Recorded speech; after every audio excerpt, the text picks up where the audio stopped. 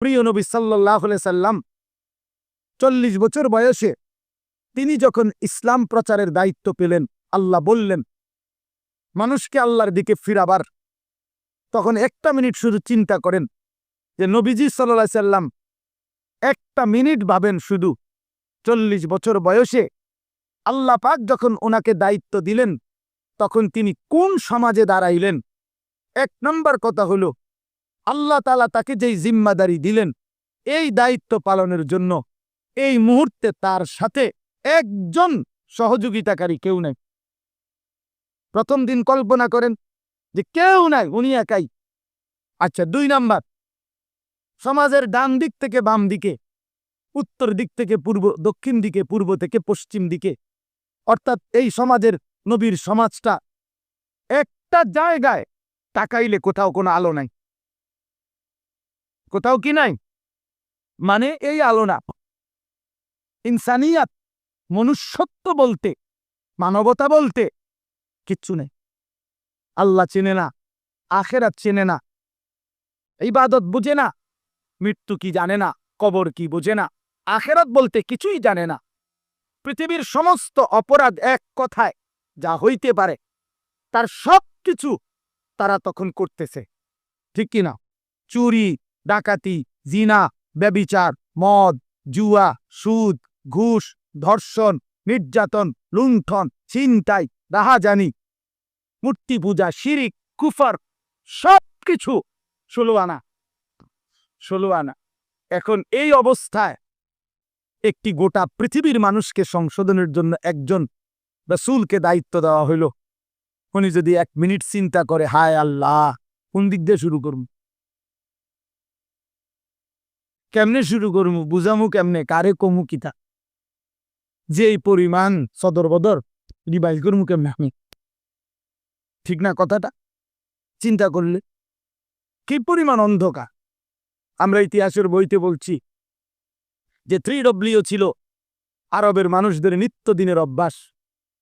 3টা ডব্লিউ, ইংরেজি W R কি, একটা অক্ষর আছে না ইংরেজিতে, একটা হলো ওয়ার মানে যুদ্ধ, মারামারি, 2 ওমেন নারী, 3 ওয়াইন মানে মদ। যুদ্ধ, নারী, মদ, এই 3 জিনিস ছিল তাদের নিত্যদিনের কাজ। মারামারি, হানাহানি, মদের আড্ডা, জুয়ার আড্ডা, নারীর আড্ডা, এই ছিল জীবন। আপনি আশ্চর্য হবেন, আমি নিজে পড়ছি, এবং হুজুর মাজা খাসিরাল আলাম বিইনখিতাতিল মুসলিমিন, যে বইটা, মুসলিম উম্মার পতনে বিশ্বের কি ক্ষতি হলো, সৈয়দ আবুল হাসান আলী নদভী রাহমাতুল্লাহর লিখিত সেই পৃথিবী বিখ্যাত বই। ওলামায়ে কেরামের অক্ষরে অক্ষরে বর্তমান যুগ চাহিদা অনুপাতে আমি নওজোয়ান আলেম যারা আছেন আপনাদেরকে অনুরোধ করলাম এই বইটা পড়েন, একেবারে লাইনে লাইনে পড়েন। আল্লামা আবু তাহের মিসবাহ দামাত বারাকাতুহুম আদিব সাহেব হুজুর অনুবাদ করছে এটা পড়েন, ফায়দা হবে। 1450 বছরের ইতিহাস বুঝবেন। তো ওইখানে আছে যে এই জাহিলি সমাজে একটি মতবাদ ছিল, একজন ধর্মগুরু ঘোষণা দিছিল তখনকার সময়ে নবীজির আগমনের পূর্বে 3 জিনিসে কারো কোনো একক মালিকানা নাই, সবার সমান মালিকানা। 3টা জিনিসের মধ্যে, 1 আগুন, আগুন সবার মালিকানা, 2 পানি, 3 নারী। নাউযুবিল্লাহ, কথা বুঝেন নাই? আগুন, পানি, নারী, কারো একক অধিকার নাই। নারী যেখানেই থাকুক, যারে কার এটা কোনো কথা নাই, যার যেখানে ইচ্ছা উপভোগ করবে, তার কোনো ব্যক্তি স্বাধীনতা, ব্যক্তি পরিচয় বলতে কিছু নেই। এত জঘন্য ছিল সমাজ, এত নিকৃষ্ট ছিল সমাজ। সেই সমাজটাকে পরিবর্তন করার জন্য আল্লাহ তাআলা নবী সাল্লাল্লাহু আলাইহি সাল্লামকে বলছেন। আপনি চিন্তা করে দেখেন কত বড় ভারী দায়িত্ব। আমার যদি বলে যে এই বাংলাদেশের অথবা আমার ইউনিয়নের সবডি মদখোর, ফুট্টাখোর, বাবাখোর, ডাইলখোর, ইয়াবাখোর, এগুলোই ঠিক করা, তো আমার জান শেষ। এরপরে তো সুদখোর, ঘুষখোর রয়েছে আলাদাই, বাকি সিটার বাটফার তো আলাদাই আছে। শুধু বাবাকে ঠিক করতে গেলে তো আমি দাদা করে যাব, আমার হায়াত শেষ হয়ে যায়। তাইলে রাসূলুল্লাহ কথাটাকে আমি একবারে বললে ফেলব অর্থ, শুধু প্রেক্ষাপটটা বলতেছি। নবী সাল্লাল্লাহু আলাইহি সাল্লামকে তাইলে আল্লাহ তাআলা কত বড় ভারী জিম্মাদারি দিছে। শুধু আরব না, নবীজি শুধু আরবের না, গোটা পৃথিবীর সংশোধন। আল্লাহু আকবার, গোটা পৃথিবীর সংশোধনের দায়িত্ব আল্লাহ দিছেন। আচ্ছা, এই তো একটা বিষয়, তাহলে কাজটা অনেক ভারী ছিল কিনা, যথেষ্ট পেরেশানির বিষয় ছিল কিনা। আহা, কি হবে, মনে হয় যেন একটা মহাসাগরের মাঝখানে ওনারে দাঁড় করাই দিছে, যে এইবার আপনি এই সাগর পাড়ি দেন। আচ্ছা, কিভাবে? নৌকা নাই, বাহন নাই, জাহাজ নাই, অর্থাৎ কেউ নাই, মনে হয় যেন এরকম ভাবে। আচ্ছা, 2 নাম্বার, একে তো দায়িত্ব দিছে, কঠিন দায়িত্ব বোঝা। এবার আল্লাহ তাআলা বলছেন আরেকটা কথা, ফাস্তাকিম কামা উমিরতা। বন্ধু সাবধান, আপনাকে যে আদেশ করা হয়েছে, যে দায়িত্ব মানুষের সংশোধন, আমার বান্দাদের পরিবর্তন, এটার থেকে এক সুতা, এক চুল আপনি কিন্তু নড়বেন না।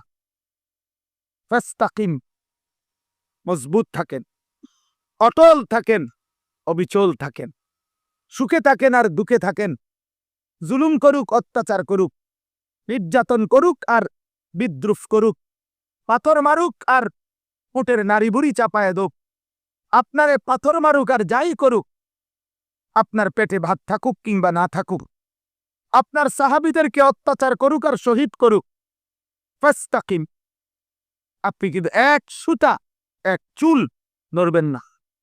আপনার কাজ, আপনার দায়িত্ব, আপনার জিম্মাদারি আপনি আদায় করবেন। তাহলে এবার 2টা বিষয়, এক, দায়িত্বটা অনেক ভারী, আবার বলছে বাদদন যেত না, ছাড়ন যেত না। বিষয়টা কেমন কঠিন হয়ে গেল, কঠিন হয়ে গেল কিনা। রাসূলুল্লাহ সাল্লাল্লাহু আলাইহি সাল্লাম এই পেরেশানি, চিন্তা, উম্মতের ফিকির, সংশোধনের ফিকির, মানুষকে আল্লাহর দিকে ফিরাবার ফিকির, নবীজির অবস্থা হয়েছে যেন এমন যে কোমর বাঁকা হয়ে যাইতেছে, অর্থাৎ টেনশনে, আহা আমি কি করব, কিভাবে করব। তো আল্লাহ তাআলা বলেন, বন্ধু এই সব কিছুর মোকাবেলায় আপনি শুধু এবার শুনেন, যার আল্লাহ আছে তার তো সবই আছে, তার সবই তো আছে, তো আমি সব ব্যবস্থা করতেছি। আপনার দায়িত্ব দিয়া আমি তো আজারি না, আমি আপনার জন্য সিস্টেম করতেছি, সবটা আমি সিস্টেম করে দেব, আপনি শুধু মজবুত থাকেন, আপনি শুধু কাজে নামেন, বাকিটা আমি দেখব।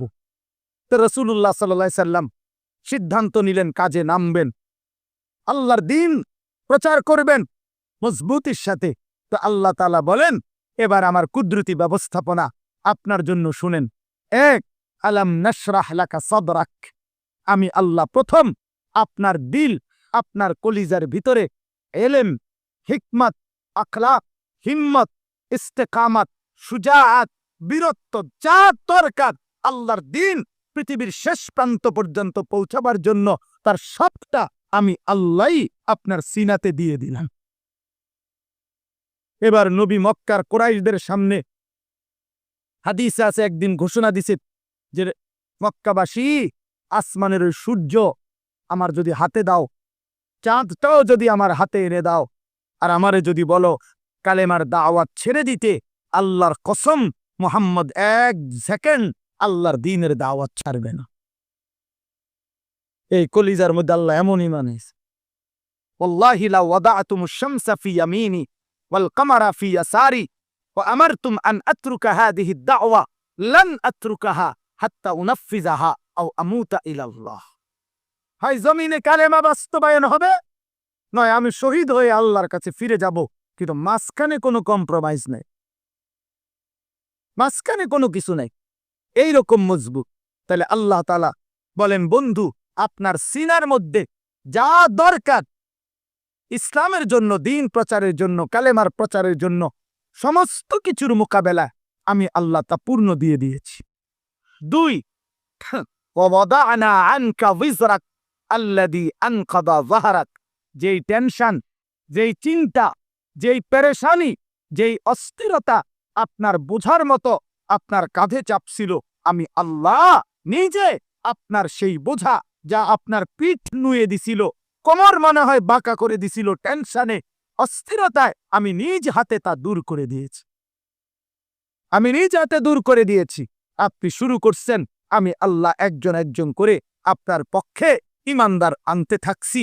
প্রতিটা সাহাবী যারা আপনার হাতে কালেমা পড়ছে, এ তো আমি আসমানের ফায়সালা। উলাইকাল্লাযীনা ইমতাহানাল্লাহু কুলুবাহুম লিত্তাকওয়া। আমি পরীক্ষা করে করে সাহাবী পাঠাইছি, অতএব আপনার বোঝা আমি আল্লাহ হালকা করে দিয়েছি।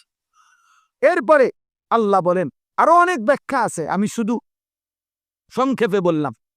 এরপরে আল্লাহ বলেন, 3 নাম্বার ব্যবস্থাপনা হইল, আপনারে ওরা বিদ্রুপ করে। এই মানুষগুলো আপনারে কখনো বলে পাগল, কখনো বলে কবি শায়ের, কখনো বলে আপনি আবলাহ নির্বোধ, আপনাকে